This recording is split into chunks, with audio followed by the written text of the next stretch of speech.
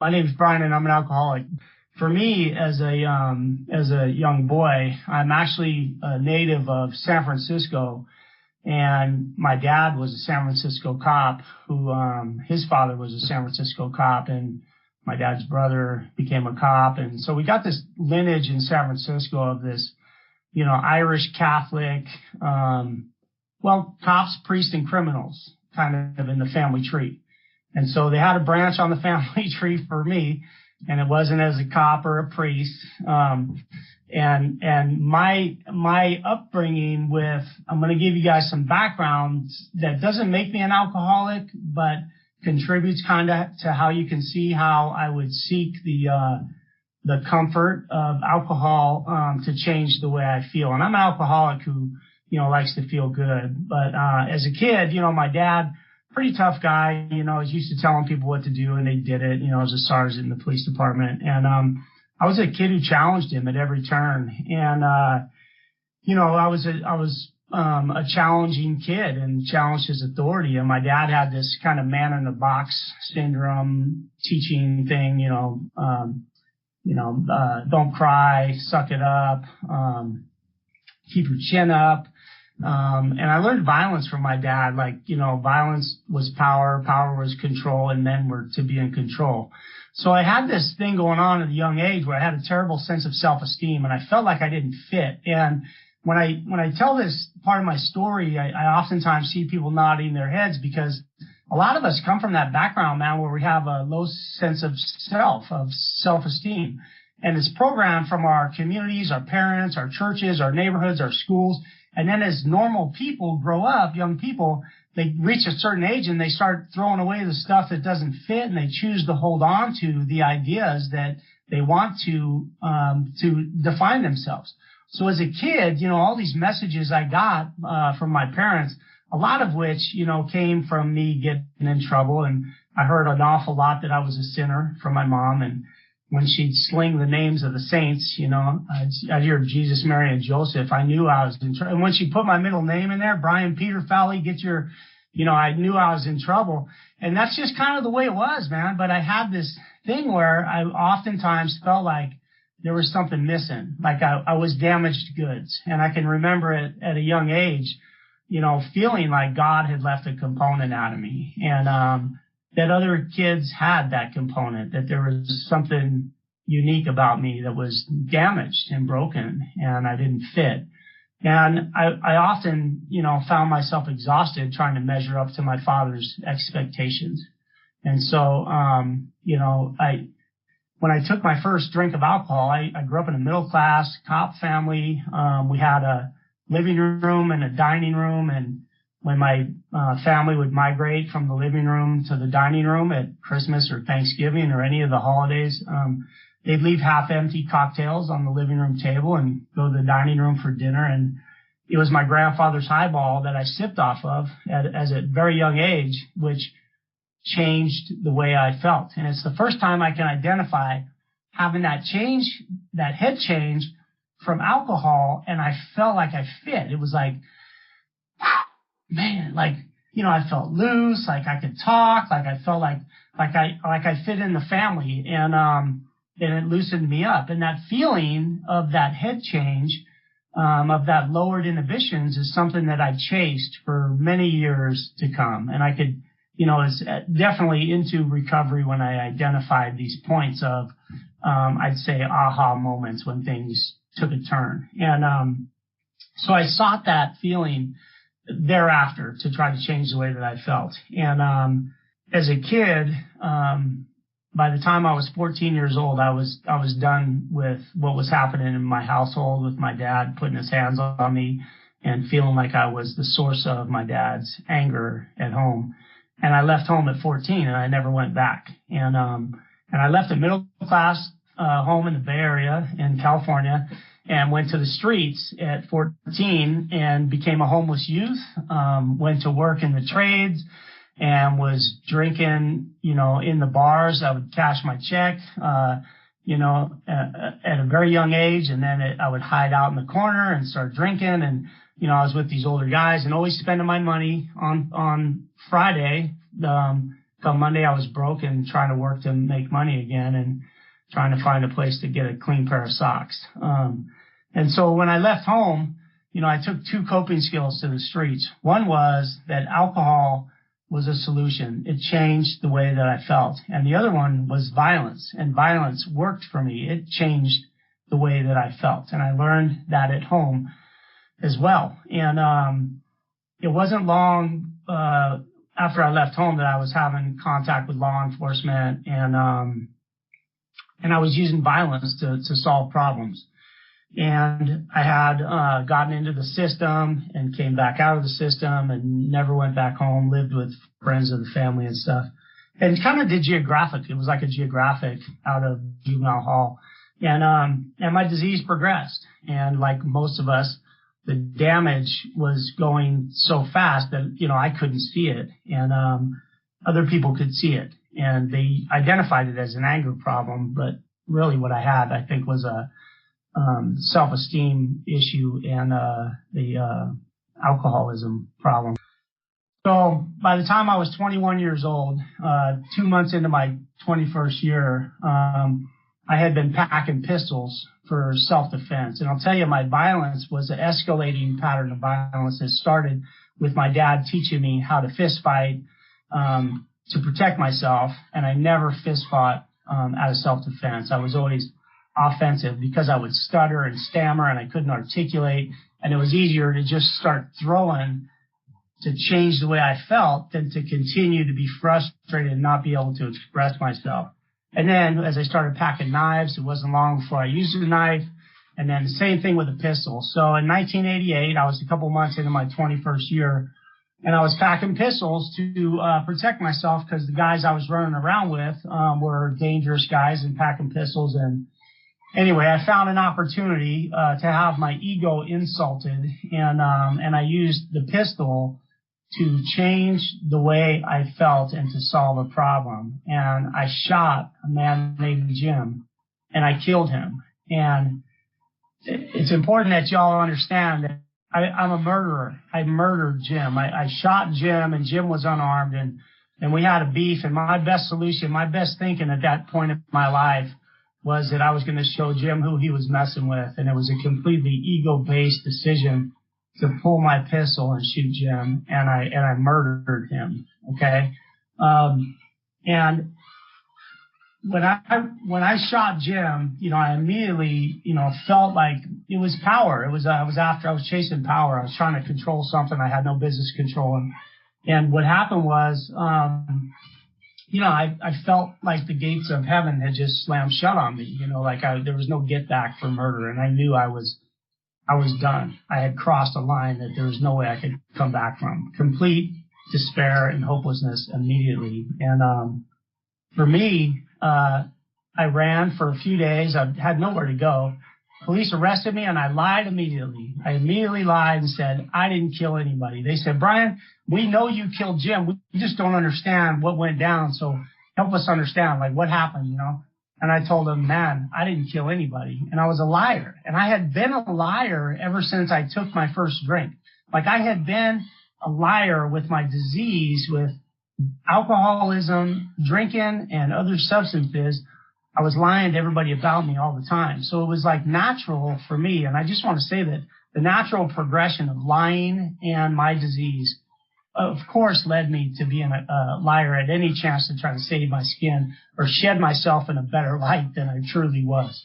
And so when I lied to the cops and told them I didn't kill anybody, I ended up in jail and went through a murder trial. And the jury found me guilty of second-degree murder. And in California, we've got different stages of convictions, and the one I was convicted of was that it wasn't premeditated, and it was, in that kind of in the act of passion, and it was instantaneous. And they sentenced me to 17 years to life in state prison. And I was 21, and I knew that lifers didn't get out of prison in California, and I learned that in my county jail. And I'll tell you that when I was arrested, I sobered up, and I had been on a 3-day run, and I sobered up in my county jail. for probably about a week, and the fellas back there in maximum security taught me how to make something called Pruno, prison-made wine. And I started my drinking again, and they taught me how to traffic condiments into the jail, and I was using other substances to assuage that disease. And I don't know that if I didn't have that, I wish I could tell y'all that, like, you know, murdering Jim was my rock bottom. Like, I mean, there's some shame in that it wasn't enough. I continued, and even in jail, and went through a murder trial, changing the way that I felt. And it wasn't my bottom, man. That's the kind of alcoholic that I was. And I don't know that if it was, that I wouldn't have killed myself, because I watched another man kill himself back there in that maximum security jail because he couldn't cope with who he had become, the shame of being a man who was capable of murder. So for me, at the age of 21 and being sentenced to 17 years to life in prison, I went off to San Quentin to die of a convict death, and a death that I earned. I was deserving of. There was no ifs, ands, or buts about that. I was guilty and I was responsible. I was not accountable to it, but I knew I was responsible to it. And I went into San Quentin to die a convict death. And my disease in prison progressed. And in California prisons, I had the opportunity, and what I mean is that I did other substances that I had never done before. And I continued to make Pruno and participated in the prison system, in just the way I was supposed to. And I found San Quentin on of heat, and it was a cauldron of ego and resentment, and I fit in there. And it was a place where violence was not only a social norm, but it was an expected norm. And so it was a socially acceptable and expected, and violence was status and protection. And so I continued to build this wall of protection, facade of protection through violence, and making myself feel like I was putting on a armor to protect myself. And I got worse, man. And I'll tell you what, going into San Quentin, I would have bet good money that I was done and I should never, ever possibly come out, never could possibly come out, and I never thought that I would come out. And a couple of things happened down the line, and this is where this thing twisted up on me. I was about 9.5 years into this life sentence and had gone up to Folsom Prison, participated in the prison politics, ended up spending a year in the SHU in California. We got a system called the Hole, the Security Housing Unit. 1993, they had to put me in there for a year because I wasn't playing well with other murderers, and I was hurting other murderers. I was continuing my pattern of violence and progressively getting worse. And 9.5 years into my prison term, my sister shows up to the prison visiting room with a brand new baby girl. And man, I'm a guy who wrestled with God. I mean, God didn't have no place for me. God left a component out of me. I was damaged goods. I didn't belong in God's world. And somehow the teachings of the church, you know, growing up, and I can't say a bad thing about the Catholic Church. I believe it's an incredible institution. And but somehow I got twisted with catechism and stuff. And I had this image of my soul being this white, fluffy, cottony thing. And I remember hiding from my dad one time. He was going to whoop my ass another time. And we had juniper bushes. I don't know if where y'all are at, y'all got juniper bushes, but where I grew up, we had juniper bushes, and they're prickly and they're pokey and they hurt to hide in. Like, you got to be really trying to hide in the juniper bush. And I was hiding in this hidey hole I had in this juniper bush, looking out at the exhaust pipe of the Buick in the driveway. And I was thinking, you know, that my soul was this white, fluffy, cottony thing that looked like it had been drugged through the exhaust pipe of that Buick and was covered in soot. And I remember as a young boy thinking, what's the point? And that kind of sums it up, man. Like, I was a kid who it was like, what's the point? I'm done. And with that mentality, you know, you're a sinner, you're a sinner, you're a sinner, man. You know, I was a sinner. And so when my sister brought this kid up to see me, and I'm holding this baby girl, man, and I did not know babies. You know, I never had a baby, and she's got these fat, chunky forearms and these thighs that are these balls of fat. Looks like she's got a rubber band wrapped around her elbow and her wrist, and she's just this incredible, fat, chunky, beautiful, miraculous baby. And she smelled good. She smelled different than we smell. And I didn't know what that was, you know, but I knew this kid had come from God. And I don't know what the miracle is with women having babies. Women have babies all the time. I don't know that there's a miracle in that. But I knew that this kid came from God. I knew that this innocent bundle would rat God out if she could talk. She'd tell me what was on the other side. And I'm holding this kid, and I'm looking at her, I'm going, you came from something that's forever, you know? And my sister asked me to be the godfather to this baby. Now check this out, right? Like, I'm a murderer, man. I'm an alcoholic. I'm a liar. I'm a thief. I'm a cheat. I'm a lifer. I don't know if y'all can imagine the stigma of being a lifer in prison. Like, being a convict is enough, but being a lifer is like a next step of nailing the coffin shut. And my sister tells me, you got to be the godfather to this kid. And I'm like, would you bang your head on the gate coming in here? Like, what could I possibly have to offer this kid? And I told her, I'm a murderer. I'm a lifer. I'm a dope fiend. I'm an alcoholic. Are you kidding me? And she said, yeah, Brian, you don't see it, but you're the one. Like, you got to do this, you know? And I was like taken back, and I left there, and I was stunned. It was like I took a good shot to the chin, and I hit the yard, and I'm looking around, and I'm like, man, what is this? You know, like, the last thing I figured would be coming my way. And I looked around the yard at my homeboys. My homeboys were lifers. I didn't care about the short timers. I didn't care about the guys who were going in and out that I'd seen 5 different times. And lifers in 1997 in California State Prison were getting out of prison in 1 of 3 ways. They were getting shot to death by prison guards, they were getting stabbed to death by convicts, or they were overdosing on drugs. And any one of those 3 was possible for me. It was very clear to me that those were the 3. One of those was going to be the legacy for Uncle B. My nieces call me Uncle B. And it was going to be Uncle B got shot to death, Uncle B got stabbed to death, or Uncle B overdosed. And I thought maybe if I did something different, you know, I could do something different. I didn't know what that was. But when I got out of Folsom Prison and was shipped down to a medium security prison, there was a guy that got on the bus with me, and his name was Steve. And Steve was doing 27 years to life. And Steve, he was a heavy hitter, man, but Steve had a peace about him. Like, he had a calmness about him.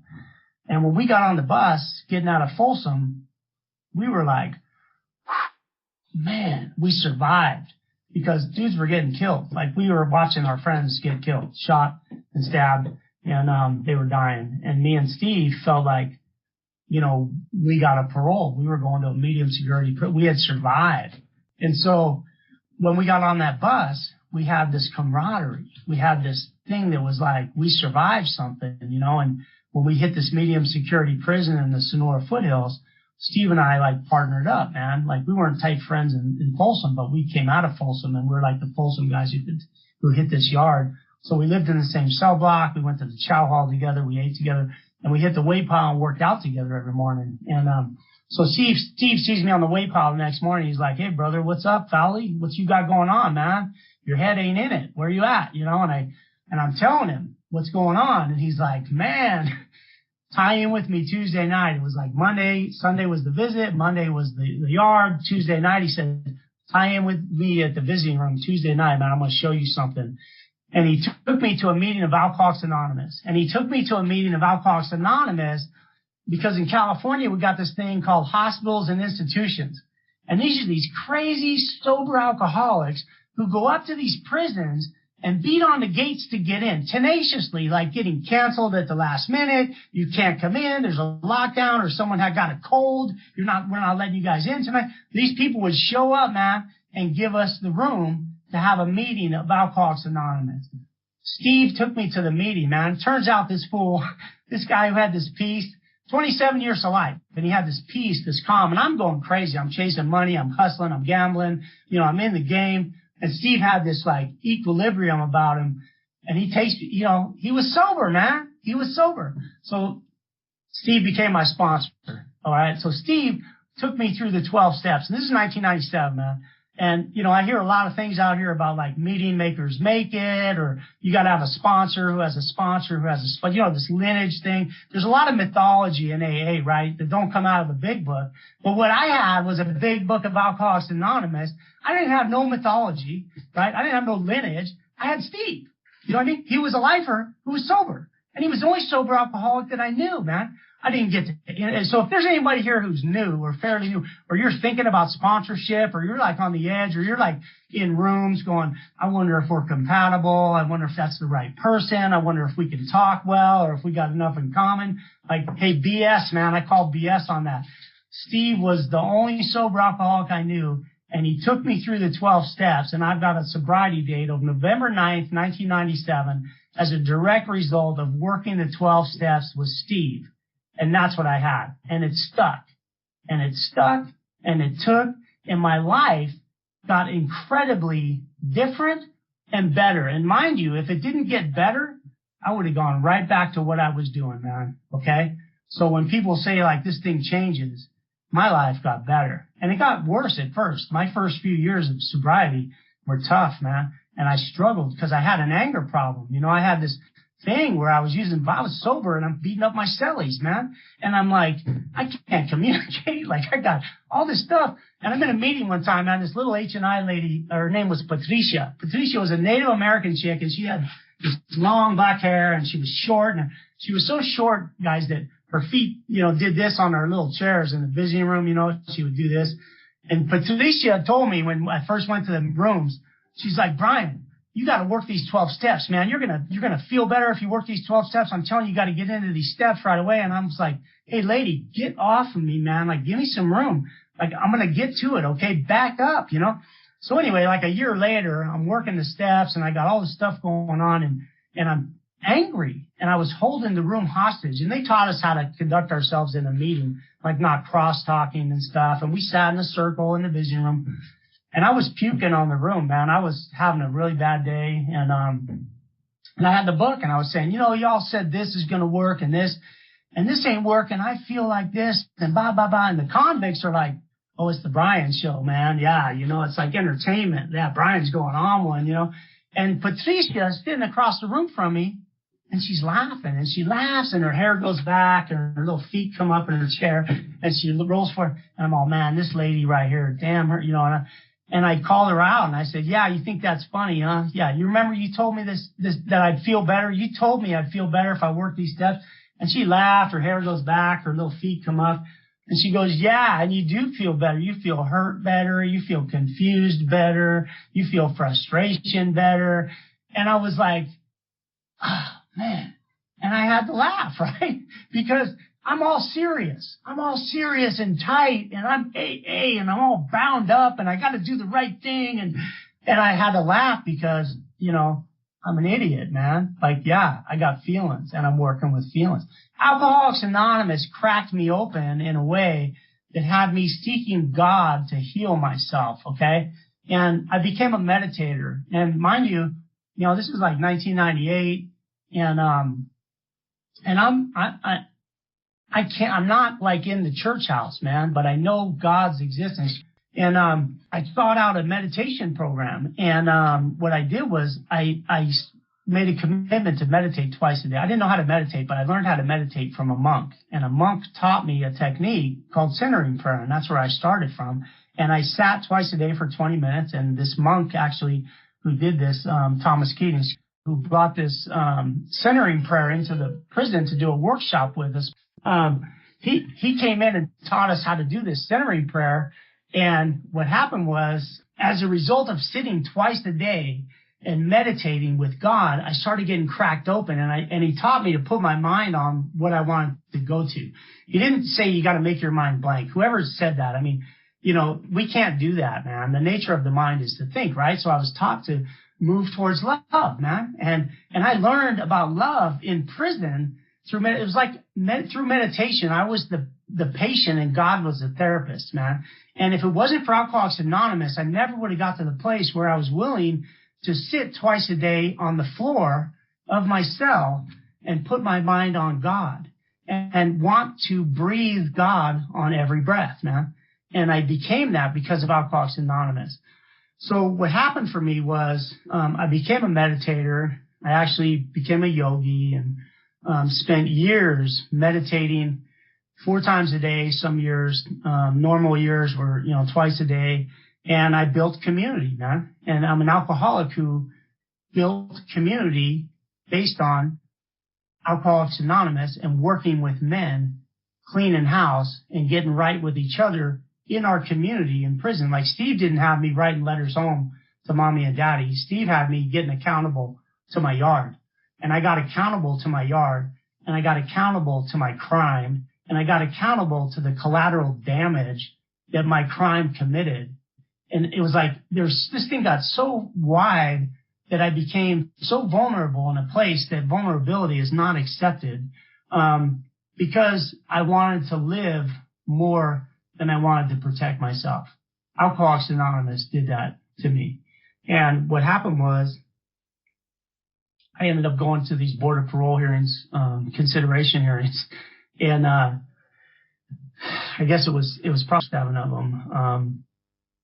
They kicked me out of prison in 2011. And what happened was, what they did was I went through these parole consideration hearings, and I never thought I could possibly get past my crime, let alone the damage that I did in prison. I don't know if it makes sense, but I got worse in prison, and I hurt people in prison. It was like I didn't go in there, repentant and right. I went in there and got worse.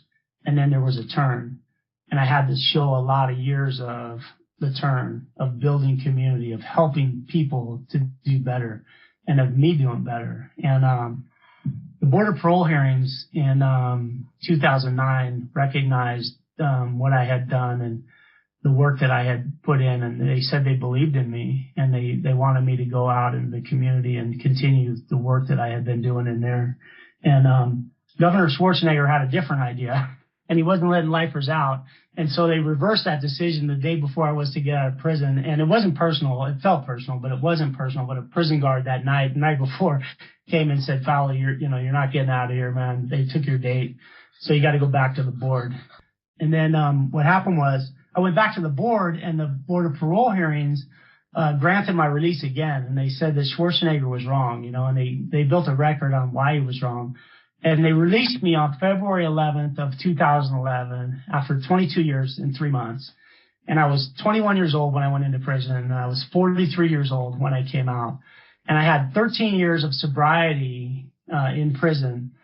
And the first day I was released from prison, I went straight to an AA meeting. There was a few things I did that day.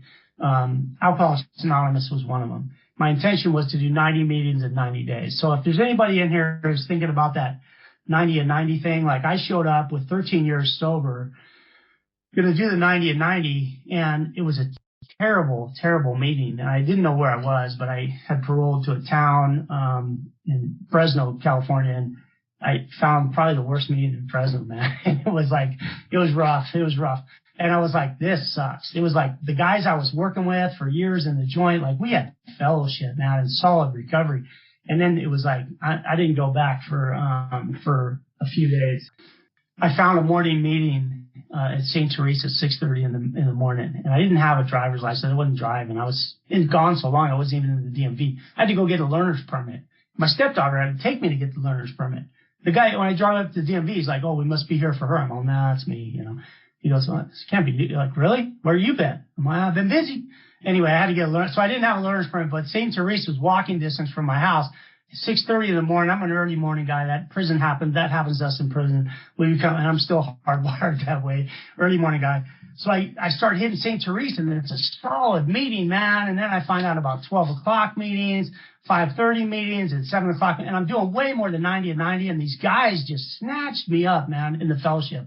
And they taught me how to live. And my idea was, I didn't know how to live as a youngster out here in society. And I needed the basis of Alcoholics Anonymous to build my life, because it was the foundation that cracked me open to being a man who could participate in our community. And it worked. Y'all got a good citizen back because of Alcoholics Anonymous. And what I'm saying is, like, I'm your neighbor, man, and I show up, and you can count on me. And I'm dependable, and I'm going to go the extra mile for y'all. You know what I mean? No matter who it is. I participate in my community. And I learned that in Alcoholics Anonymous. You know, as far as like taking a man's life, I got to tell you, I just got to touch on it, that the difference between guilt and shame for me, it's like I was guilty being a man who took a life. I was guilty of that, and I knew that out the gate. But being the shame of a man who is capable of taking a man's life, of murdering a man, was very difficult and very different from being guilty of it. And I'm a man who had shame my whole life. I was a fraud and ashamed of who I was in God's eyes and where I didn't fit in my life. And alcohol was an escape from that, or the illusion of an escape. It was like the external solution to an internal dilemma, right? And it didn't fix it. It made it worse. I couldn't see it. But getting right with that, like I had to shift my life in a way that holds Jim's death in a place of honor. And I have to show up with that. I'm not a man who believes in living amends. Me staying sober isn't anything other than doing the right thing. But I show up 100% every day of my life in my community. And I've taken steps in prison to show up every day.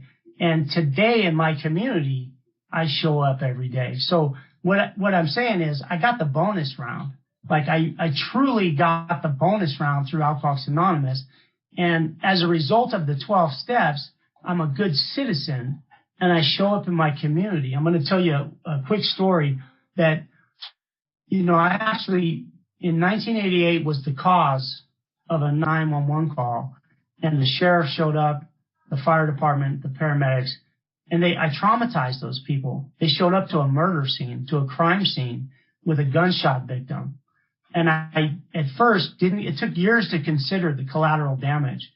When I came out of prison, I was at the Christmas Bazaar. I live in a small rural community up here in North Fork, California, in the Central Sierras. I'm looking at the Sierra Mountain Range right here from my office.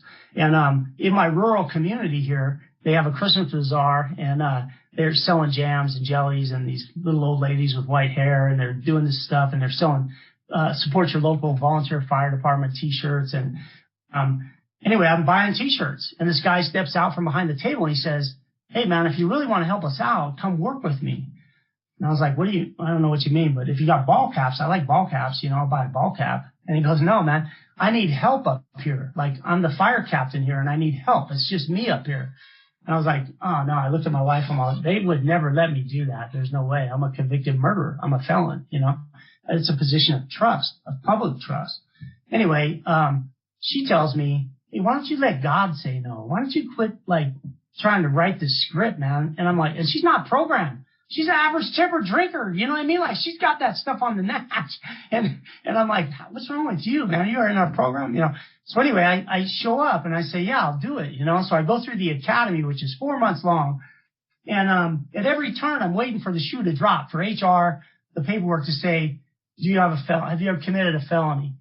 They never asked the question, man. I filled out every piece of paper, passed all the skills tests, passed all my medical, my EMS tests for the emergency responder, first responder, and they gave me a first responder ticket and a firefighter ticket, and I became part of Madera County's volunteer fire department. They call us paid called firefighters.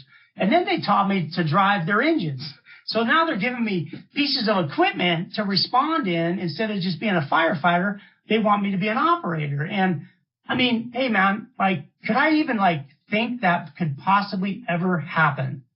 I'm a convicted murderer laying in prison, gonna die a convict death, and I get sober, and the opportunities that open up in front of me are beyond my wildest imagination. And you guys gotta understand, I became a very good fantasizer in prison. You know what I mean? Fantasy is a big part of prison life.